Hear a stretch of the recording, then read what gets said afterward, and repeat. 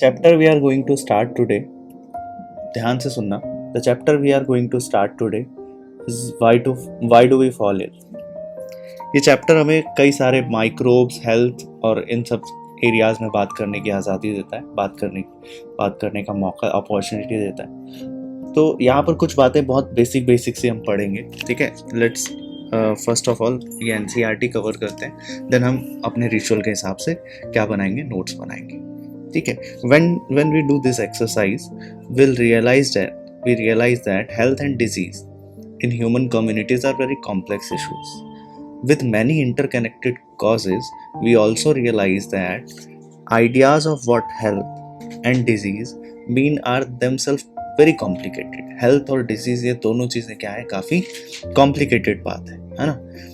और यहाँ पर दो टर्म्स हम और पढ़ेंगे कि हेल्दी पर्सन होने में और डिजीज फ्री पर्सन होने में देयर इज डिफरेंस, ठीक है।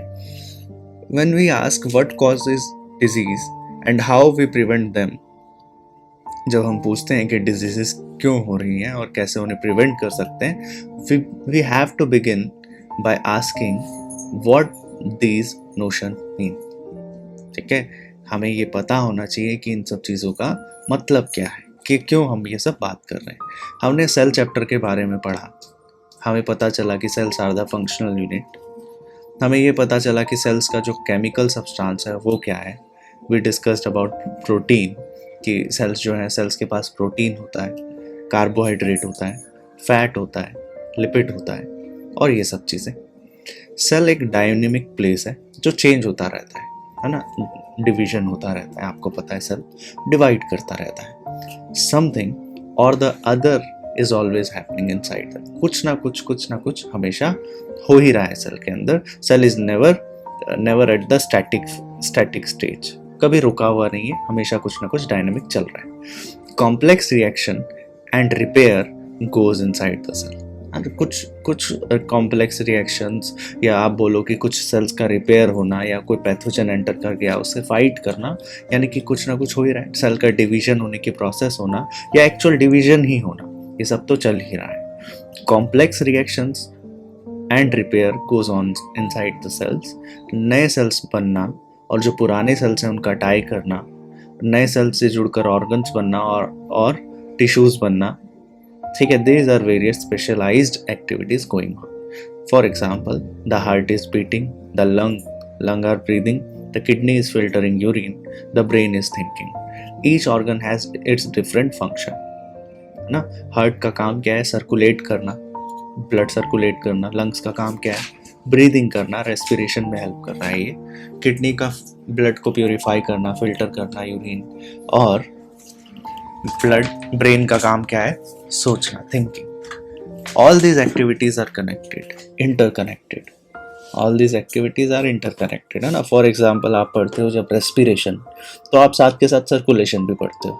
जब आप पढ़ते हो फिल्ट्रेशन ऑफ यूरिन और ब्लड, तब आप साथ के साथ कई हार्मोन्स के बारे में पढ़ते हो, ब्रेन के बारे में पढ़ते हो, न्यूरॉन्स के बारे में पढ़ते हो, ठीक है, और सर्कुलेटरी सिस्टम के बारे में पढ़ते हो। सारे सिस्टम एक्चुअली कनेक्टेड है एक दूसरे से, और ये सब मिलकर एक टीम वर्क करते हैं। एंड टीम वर्क करके एक पूरा जो ऑर्गेनाइजेशन है उसको चलाते हैं, और उस ऑर्गेनाइजेशन का क्या नाम है, ह्यूमन बॉडी, ठीक है। ये पूरे सिस्टम, मैंने क्या बोला, ये पूरा सिस्टम मिलकर एक टीम वर्क करता है और मिलकर एक ऑर्गेनाइजेशन चला रहा है, और उस ऑर्गेनाइजेशन का क्या नाम है, ह्यूमन बॉडी।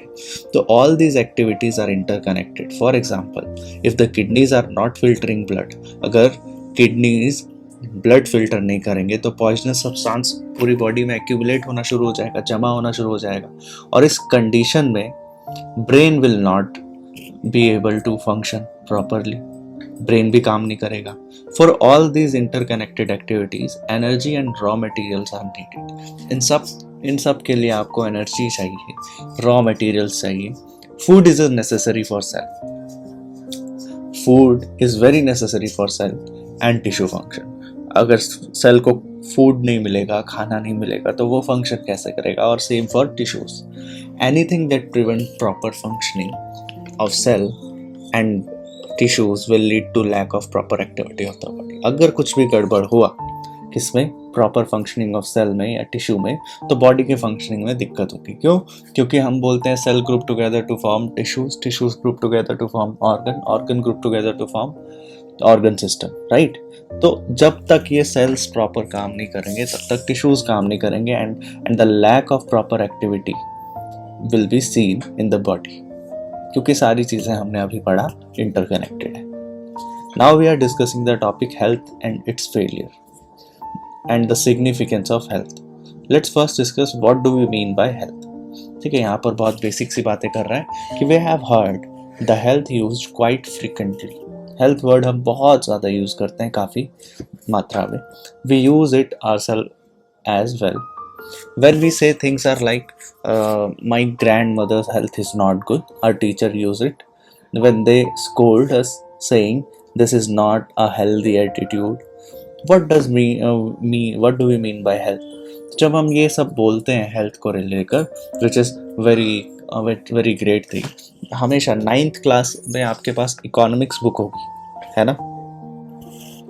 इकोनॉमिक्स है आप लोगों के पास?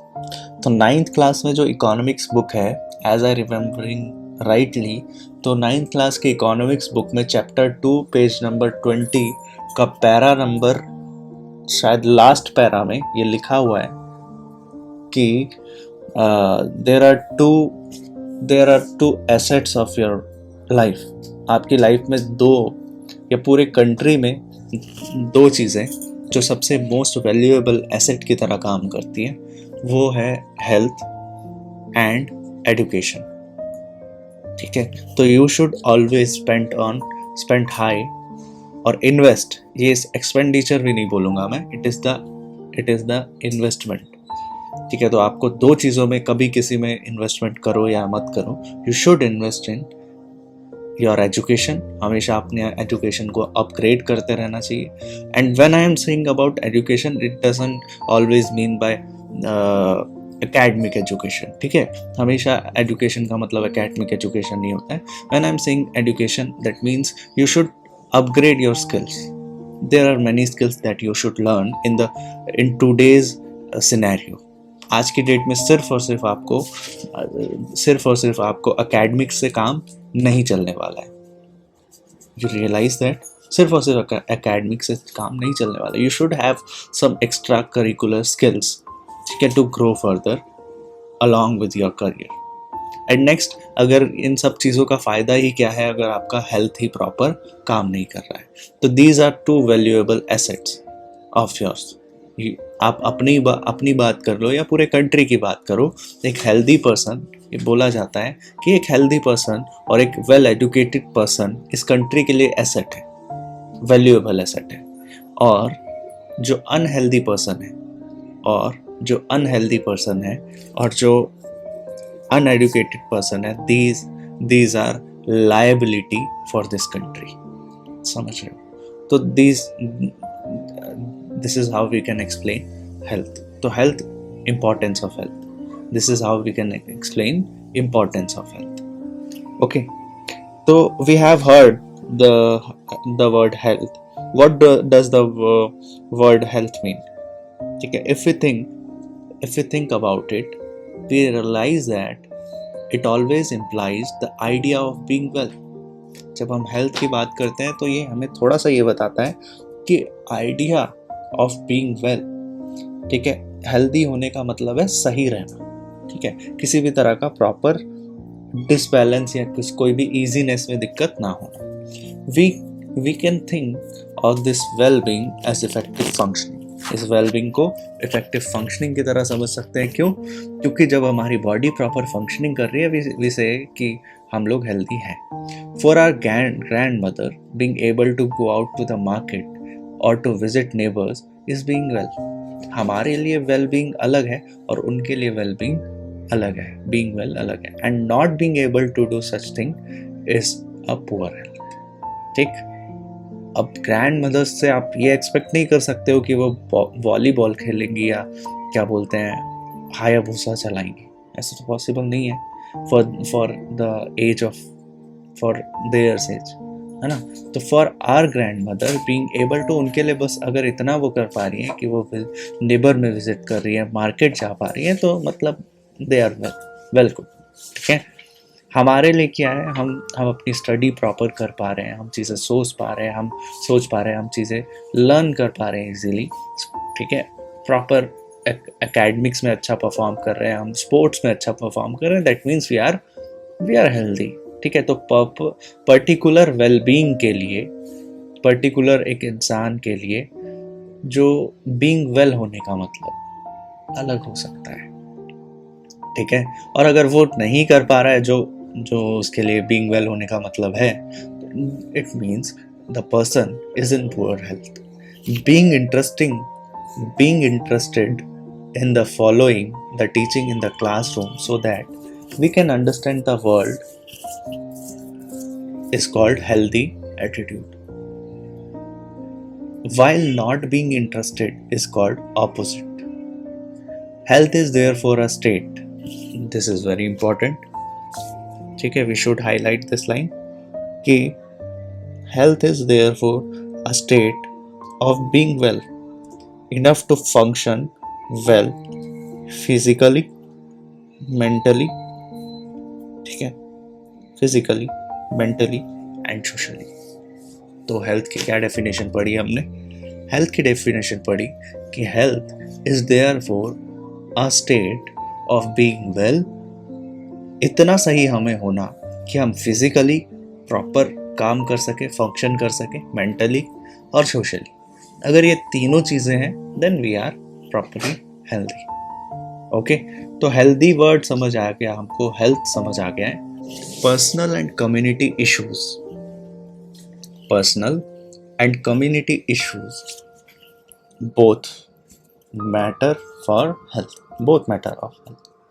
if health means a state of, अगर health का मतलब proper function करना physically, mental और socially, या physical, mental और social well-being होना है, it cannot be something that each one of us can achieve entirely on our own।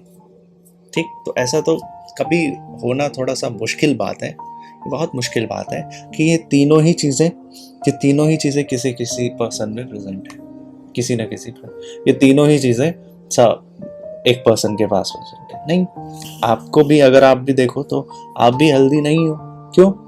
For example, आप कोई चीज़ फिजिकली कर पा रहे हो, फिजिकली हो सकता है आप हेल्दी हो, बट आपको मेंटली हो सकता है आपको टेस्ट का टेंशन है ना। व्हेन आई से आपको टेस्ट का टेंशन है, that means you are not healthy, क्योंकि मेंटली वेलबींग तो नहीं हो आप, मेंटली तो आप कुछ ना कुछ, आप थोड़ा सा स्ट्रेस्ड हो, और स्ट्रेस में होना इज नॉट हेल्दी। ठीक है, सोशली वेलबींग होना भी जरूरी है। ठीक है, तो एक सिनेरियो की अगर हम बात करें तो कोई भी पर्सन, बहुत रेयर है कि तीनों टर्मिनोलॉजी में, कि फिजिकली, मेंटली और सोशली वेलबींग हो या हेल्दी हो। The health of all organism will depend on their surrounding और देयर एनवायरमेंट। किसी भी पर्सन का, किसी भी ऑर्गेनिज्म का हेल्थ किस बात पर डिपेंड करता है कि उसका सराउंडिंग कैसा है, उसका एनवायरमेंट कैसा है। The environment includes physical environment. So for example, health is at risk in a cyclone in many ways. ठीक है, तो अगर फिजिकल एनवायरनमेंट, फॉर एग्जांपल आप रहते हैं ऐसी जगह हो जहाँ पर चारों तरफ, आपका घर फॉर एग्जांपल एक ऐसी जगह पर है जहाँ चारों तरफ कोयले के कारखाने हैं। ठीक है, जहाँ पर चारों तरफ दिन रात धुआं निकलता रहता है, तो क्या पॉसिबल है कि आप हेल्दी रह सको? टेल मी, क्या पॉसिबल है आप हेल्दी रह सको?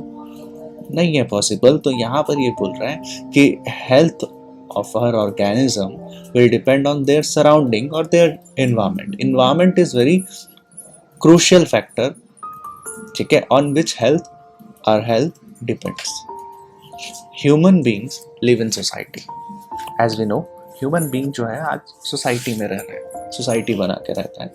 Our social environment therefore is an important factor, crucial factor, क्योंकि social society determines our one aspect of health, that is social well-being। हमने पढ़ा ना, हेल्थी होना मतलब फिजिकल, मेंटल और सोशल वेलबींग होना। तो यहाँ पर एक फैक्टर तो आ ही गया कि क्योंकि ह्यूमन लिव्स इन सोसाइटीज, और society is the external environment और इसका इम्पैक्ट कैसा पड़ेगा. और social environment therefore is an important factor in our individual health. We live in villages, towns और cities.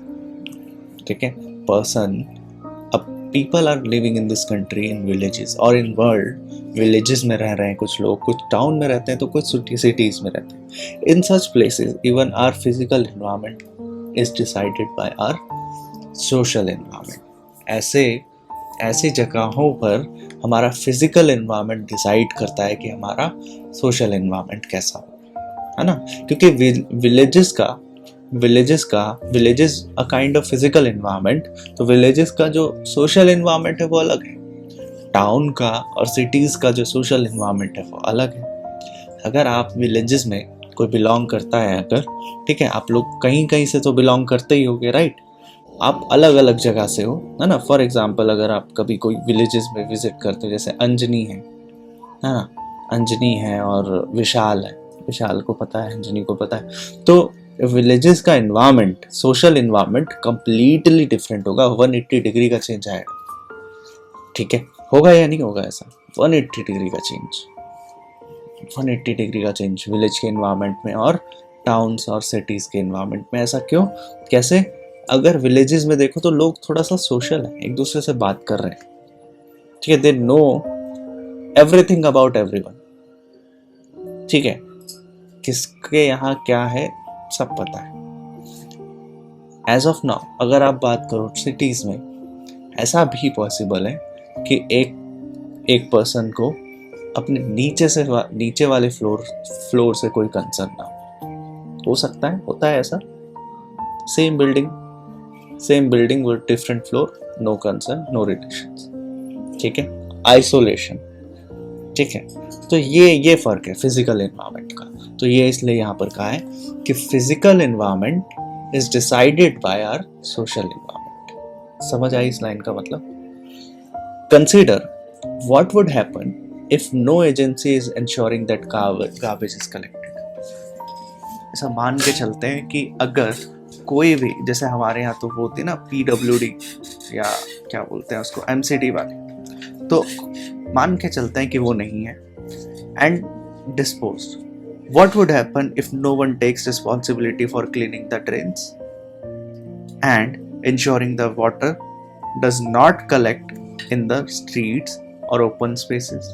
So, if there is great deal of garbage thrown in our street, if there are open drain water lines stagnant around जहाँ हम रहते हैं, the possibility of poor health increases, है ना. तो आपको hygiene बहुत ज़रूरी है, आप समझते हो. अगर चारों तरफ ही इतना अनहाइजीनिक चीज़ें होंगी, जैसे गार्बेज रहेगा स्ट्रीट में फैला हुआ, और जो ड्रेन्ड वाटर है, ठीक है, जो सीवेज का वाटर है, वो सीवेज वाटर सड़कों में रहेगा. ठीक है, कोई भी रिस्पॉन्सिबल नहीं है फॉर एग्जांपल उस चीज़ को साफ करने के लिए. तो स्टैग्नेंट रुका हुआ पानी, वही सीवेज वाटर वहीं पर रहेगा. तो it will lead to poor health बहुत ज़्यादा इंक्रीज होने लगेगी. Therefore public cleanliness is important for individual health. इसीलिए पब्लिक क्लीनलीनेस जो है इम्पॉर्टेंट है इंडिविजुअल हेल्थ के लिए. ठीक है, we need food to be healthy. Food तो हेल्दी होना चाहिए for physical aspect. This food will have to be earned by doing work. आप कोई भी खाना खाते हो, ठीक है, कोई काम करते हैं, हम कमाते हैं, ठीक है, तभी तो मिलता है. For this the opportunity to do work has to be available. और इसके लिए कोई काम करेगा तभी तो खाना मिलेगा किसी को. और एक बात समझना, उस काम के लिए, और वो काम भी किसी को कब मिलेगा, जब उस काम की उसे अपॉर्चुनिटी मिलेगी. समझ आया? तो ये एक बात है. We need to be happy in order to be truly healthy. ठीक है, and if we mistreat each other and are afraid of each other, we cannot be happy. We need, बहुत अच्छी बात बोली है इसने, कि हमें खुश होने की ज़रूरत है अगर हम हेल्दी होना चाहते हैं. अगर हम एक दूसरे के साथ मिसट्रीट करेंगे, एक दूसरे से डरेंगे, we can not be happy और we can not be healthy.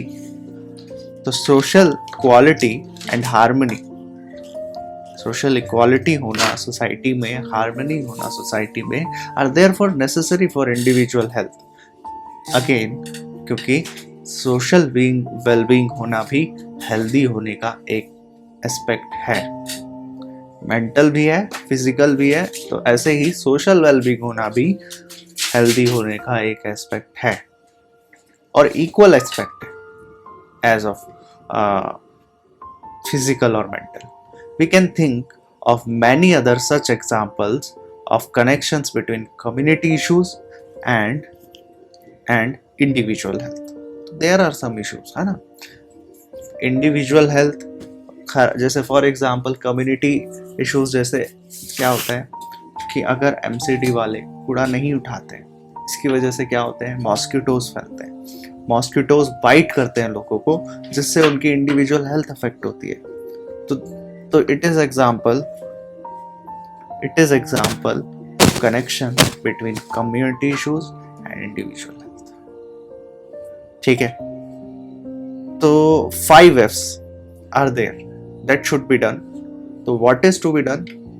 Protect the water source. Protect the water source. तो पहला है fluid and treat and store water safely. Save water वाला कॉन्सेप्ट है। Protect the water source. Wash hand before fingers. Second F is finger. Fecal matter के बाद जो भी fluid है, protect the water source, treat and store water safely. And इधर fingers के बारे में क्या, wash hand before preparing and taking food, wash hand after defecation. Sanitation में क्या करना चाहिए, we should treat water and store water safely. Second point, wash hand before taking food and after defecation, ये पढ़ते हैं। Second flies, third flies, cover the food, control flies, है ना। तो fourth point, clean vegetables and fruits before use, avoid open defecation, clearly avoid करना चाहिए। Proper drainage system होना चाहिए, ऐसा नहीं कि खुले में ही सब क्या बोलते हैं ड्रेनेज सिस्टम बह रहा है सड़कों पे, ऐसा नहीं होना चाहिए। क्यों होना चाहिए, नहीं होना चाहिए, right. So these are 5 F's that you should remember. ठीक है, क्या क्या चीज़ें हैं, प्रोटेक्ट द वाटर सोर्स, पहला washing hand, third covering the food and controlling flies, cleaning vegetable and fruits before use, avoiding open defecation and proper drainage system, treatment of water. ठीक है, distinction between healthy and disease free. ठीक है, जैसा मैंने आपको बताया कि there is difference. Health हम समझ चुके हैं, फिजिकल, मेंटल और सोशल वेलबींग होना। हेल्थ हम समझ चुके हैं, फिजिकल, मेंटल और सोशल वेलबींग होना। But what do we mean by disease free? If a person is disease free and a person is healthy, there is difference. What is difference? अगर कोई person healthy है, it means the person is disease free. If a person is healthy, it means the person is disease free. कोई person अगर healthy है तो उसको कोई disease नहीं है, as we considering now. तो लेकिन अगर कोई पर्सन डिजीज फ्री है, आप ये बोल सकते हो कि क्या वो हेल्दी है? बताओ। नहीं, तो vice versa is not true. हाँ, हो सकता है उसको अभी कोई डिजीज नहीं है, बट सोशली अनवेल है वो, देयर इज पॉसिबिलिटी। तो if this is what we mean by health, what do we mean by disease? ठीक है, हेल्थ का मतलब हमें समझ आ गया। Now we are discussing about disease. The word is actually self explanatory. जैसा मैं हमेशा बताता हूँ कि वर्ड्स पर ध्यान दिया करो। डिजीज का क्या मतलब है? डिस्कम्फर्ट या uneasiness, in other words literally means uncomfortable, यानी कि आपको कुछ भी चीज करने में अगर अनकंफर्ट हो रहा है, which means you are in disease state. Uncomfortable state means disease, है ना. फॉर एग्जाम्पल आपको क्या हो गया, आप खेल रहे थे, कुछ क्रिकेट खेल रहे थे, ठीक है, क्रिकेट खेल रहे थे और आपको किसी तरह का बॉल लग गई, चोट लग गई किसी तरह की, तो आप क्या कर रहे हो, अपना हैंड मूव नहीं कर पा रहे हो, you are in uncomfortable state. That means there is discomfort in your easiness, disturbed easiness, ठीक है. However, the word is used in a more limiting meaning. We talk of disease when we can find a specific and particular cause for discomfort. This does not mean that we have to know the absolute final cause. ठीक है, तो क्या कहना चाह रहा है ये जो वर्ड है is used in a more limited meaning. We talk of disease when we can find specific and particular cause for discomfort. हम बोलते हैं डिजीज की बात हम तब करते हैं जब पर्टिकुलर स्पेसिफिक कॉज हमें मिलता है, डिस्कम्फर्ट का कारण मिलता है. This does not mean we have to know the absolute final cause, लेकिन इसका मतलब नहीं है हमें सभी का फाइनल कॉज पता ही होना चाहिए. We can say that someone is suffering from diarrhoea without knowing exactly what has caused the loose motion. ठीक है, तो आपने पता नहीं क्या चीज खाई हो सकता है आपने कुछ भी खाया हो, that is not really important. ठीक है, अब तो आपको लूज मोशन हो ही गया है फॉर एग्जाम्पल, तो फिर जानने का इतना ज्यादा रेलेवेंस हो सकता है आपको नहीं पता हो. ठीक है, हो सकता है ना आपको नहीं पता हो. We can now easily see that it is possible to be in poor health without actually suffering from particular disease. हो सकता है ऐसा. ठीक है, अब लूज मोशंस है तो this is not disease, this is not disease, this is particular can be a symptom for a disease. ठीक है, या फिर नॉर्मल एक सिम्टम ही हो सकता है, नॉर्मली ऐसे ही हो सकता है. ठीक है, तो ये कोई we can now easily see that it is possible to be in poor health without actually suffering from particular disease. Simply not being diseased is not the same as being healthy. जैसा मैंने बताया आपको कि diseased ना होना, ठीक है, healthy होना और diseased ना होना दोनों अलग बातें हैं, है ना. disease free होना और healthy होना दोनों अलग बातें हैं. Good health for a dancer में, मान लो यहाँ पर एग्जाम्पल लेकर बता रहा है कि डांसर, तो good health for a dancer may mean being able to stretch his body into difficult but graceful position. एक डांसर के लिए गुड हेल्थ का क्या मतलब रहेगा? उसके लिए गुड हेल्थ का मतलब है कि वो जो भी पोस्चर्स है, जो भी मूव्स है, डांस मूव्स है, वो पर्टिकुलरली वो क्लियरली बिना किसी रुकावट के अगर वो कर पा रहा है dancer, that means the dancer is in good health. ठीक है. On the other hand, good health for a musician may mean having enough breathing capacity in his lung or her lung to control the note from his flute. अगर breathing disorder है किसी musician को तो flute कैसे बजा पाएगा वो? तो ब्रीदिंग कैपेसिटी सही रहनी चाहिए, हाई रहनी चाहिए. To have the opportunity to realise the unique potential in all of us is also necessary for real health. ठीक, तो opportunity to realise unique potential in all of us is also necessary for real health. आगे देखते हैं. So we can be in poor health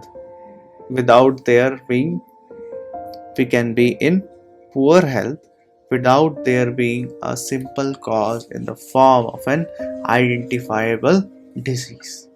तो ये भी बात सही है कि हो सकता है कोई पर्सन पुअर हेल्थ में हो और उसे कोई भी पर्टिकुलर डिजीज ना हो, एंड वाइस वर्सा, कि हो सकता है, वो तो हो ही सकता है कि देखो ऐसा हो सकता है कि किसी पर्सन को की हेल्थ ठीक नहीं है, ठीक है, थोड़ी बहुत हेल्थ ठीक नहीं है, बट उसे कोई डिजीज नहीं हुआ, लेकिन ऐसा तो पक्की बात है कि अगर किसी को डिजीज हो गया है, which means the person is in poor health.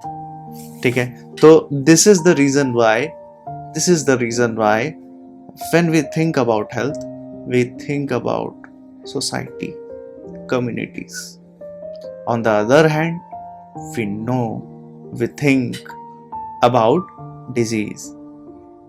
We think about individual sufferers. Individually जो सफर कर रहे हैं उनके बारे में क्वेश्चंस क्या कहते हैं, देखो.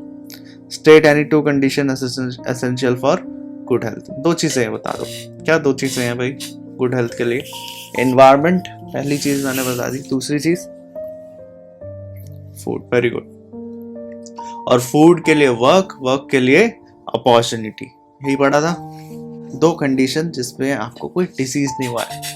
तो ऐसा हो सकता है फॉर एग्जाम्पल मैंने जैसे बताया किसी तरह का क्या हो गया है, इंजरी हो गई है ना. जैसे पैर क्या हो गया है, थोड़ा सा मुड़ गया है.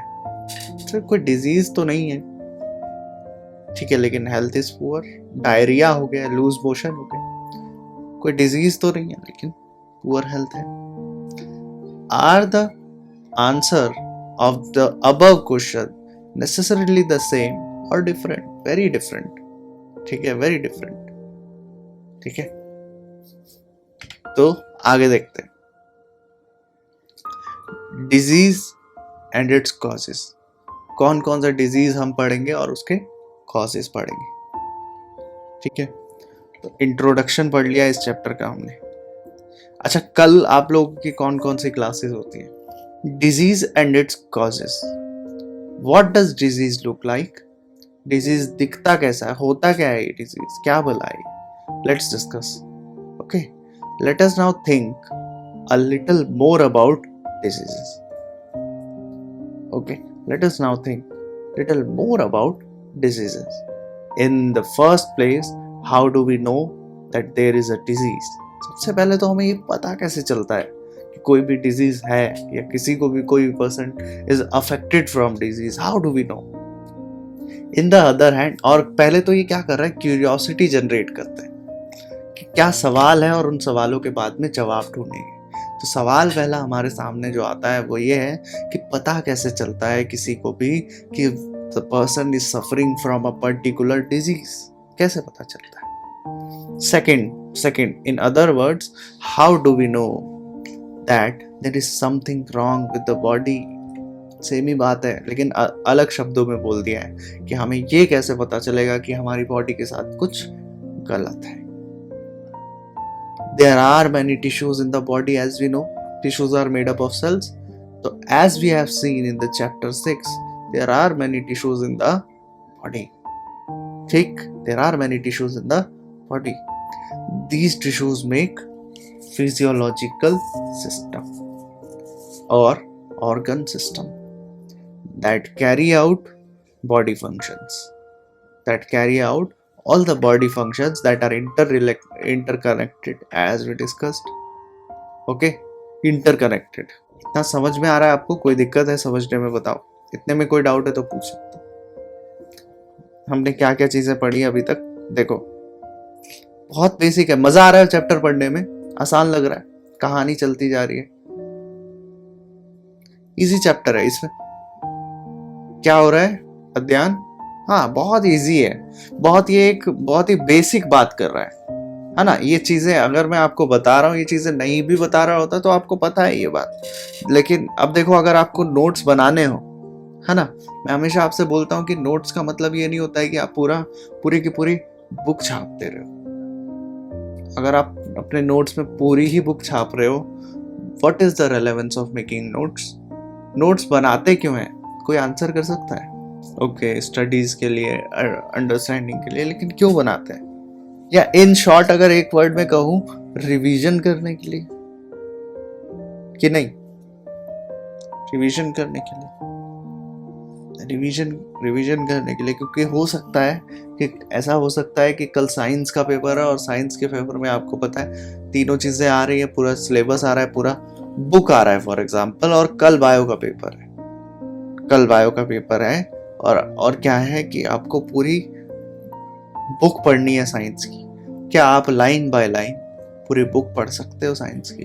पॉसिबल है। लेकिन अगर नोट्स आपके इस तरह से कंसाइज मैनर में हो जैसा मैं बनवाता हूँ आपको कि भाई 3 चैप्टर में हमने कंसोलिडेट और कंक्लूड कर दिया है, पूरे 3 पेज में कंक्लूड क्या कर दिया, 3 पेज में चैप्टर कंक्लूड कर दिया है 3 पेज में। अगर 3 पेज में चैप्टर कंक्लूड कर दिया है, that means what? Easy to revise,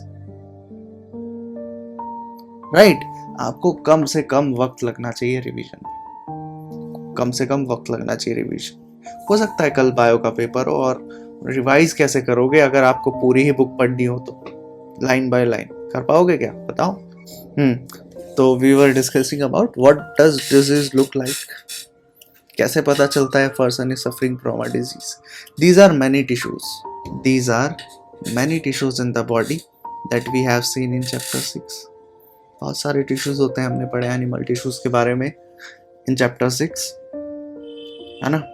These tissues make physiological system or organ system that carry out body functions. Physiological function मतलब physiology मतलब function, ठीक है? Physiology का ही मतलब होता है function. Study of function is known as physiology. आपको अगर ये पढ़ना है कि हार्ट का स्ट्रक्चर कैसा है तो आप क्या पढ़ोगे? Anatomy of heart. आपको ये पढ़ना है हार्ट फंक्शन क्या करता है तो आप पढ़ोगे फिजियोलॉजी ऑफ हार्ट। समझ आया difference between anatomy and physiology? Okay, तो each of the organ system has specific organ because organs group together to form organ system. तो each of the organ system has specific organs as its parts and it has particular function. So the digestive function, for example, he is taking the NCERT is taking example of digestive system. The digestive system has the stomach and intestines. Digestive system has stomach and intestine and it helps to digest food taken इन। तो यहाँ पर जो stomach है, यहाँ पर जो mouth है, ठीक है, इंटेस्टाइन है, they are coordinating, all organs are coordinating to form the organ system and it helps to digest food taken in from outside the body. जो भी हम बाहर से खाना खाते हैं उसको डाइजेस्ट में ये पूरा हेल्प कौन करता है? तो डाइजेस्ट में हेल्प करता है digestive system. Okay fine. Next, the musculoskeletal system which is made up of bones and obviously muscles holds the body parts together and helps the body move. Okay, तो अलग अलग सिम्टम्स, अलग अलग systems जो है हमारी बॉडी में, मैंने बताया था उनका अलग फंक्शन है। हर सिस्टम का अपना फंक्शन है। लेकिन एक और चीज बताई थी इन सिस्टम्स के बारे में कि ये सब सिस्टम्स एक दूसरे से क्या हैं? इंटरकनेक्टेड है। याद आया? बताया था इंटरकनेक्टेड है एक दूसरे से, ठीक है, मिलजुल के काम कर रहे हैं, टीम वर्क कर रहे हैं। बताया था टीम वर्क कर रहे हैं, मिल के क्या करते हैं? एक ऑर्गेनाइजेशन मिलके एक टीम वर्क कर रही है। टीम वर्क करके मिलके मतलब ये पूरा का पूरा बॉडी चला रहे हैं। ओके, आगे देखते हैं। So the digestive system has stomach, intestine, rightly, and it helps to digest food taken in from outside the body. The musculoskeletal system, which is made up of bones and muscles, hold the body part together and helps the body move. When there is a disease, either the functioning of one or more systems of the body will change for the worse. जब किसी person को disease होगा तो उसके जो body के particular systems हैं वो काम नहीं करेंगे जिस तरह से एफिशिएंटली काम कर रहे थे। अब तो नहीं करेंगे ना, क्योंकि the person is suffering from a kind of disease. These changes give rise to symptoms. And science of disease. और ये जो चेंजेस है, जो फंक्शनिंग में चेंज है, ये क्या देता है, ये कई तरह के साइन देता है, ये कई तरह के सिम्टम देता है। जैसे फॉर एग्जांपल, अगर पर्सन किसी तरह का डिजीज से सफ़र कर रहा है तो क्या कॉमन फंक्शन तो कुछ होंगे। कॉमन फंक्शन क्या होंगे, जैसे कॉमन कोल्ड की बात कर रहा हूँ, कॉमन कोल्ड इज डिजीज, तो कुछ सिम्टम्स होंगे, कुछ साइन होंगे, जैसे कफ आएगा, नेजल कंजेशन आएगा, और रेडनेस ऑफ द आईज, ठीक है, फीवर, ये सारी चीजें आ सकती है। कब? ये सारे सिम्टम्स किसके हैं? Common cold. कोई कोरोना भी बोल रहा है क्या कोई? हाँ भाई, हो यही सिम्टम्स है उसके, कोविड के भी आगे। तो कॉमन कोल्ड के भी सेम ही सिम्टम्स है लगभग। आगे देखो, तो symptoms of disease are the things we feel as being wrong. कुछ अगर गड़बड़ है, गलत है, मान लो फीवर ही हो रहा है तो सिम्टम है fever. So we have headache, हमें सर में दर्द होता है। We have cough, we have loose motion, we have wound or pus, these all are symptoms। ये सब क्या है? symptoms है। These indicate that there may be a disease। ये indicate करता है कि there must be a disease a kind of, but they don't indicate what the disease is। लेकिन ये define नहीं करते हैं कि disease है क्या। For example, तो ये कहना चाह रहा है कि there is difference between symptom and disease। For example, क्या हेडेक कोई डिजीज है क्या? तो हेडेक क्या हो गया? सिम्टम। क्या फीवर कोई डिजीज है क्या?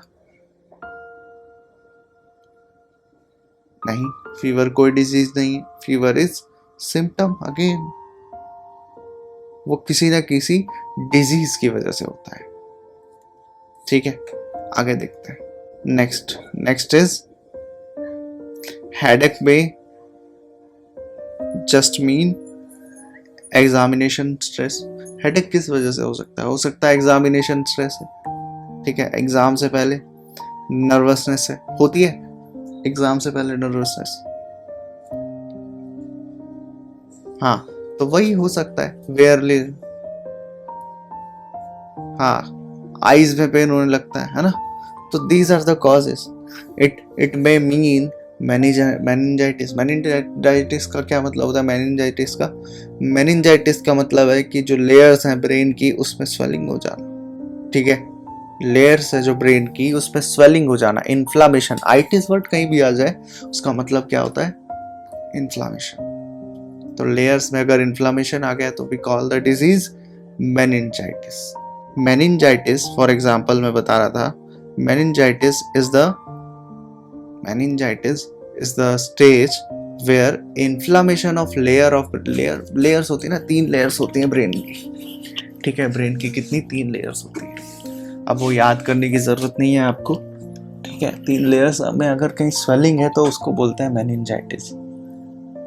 ओके, और any one of dozen of different disease, दुनिया भर की डिजीजेस हैं, आपको पता है।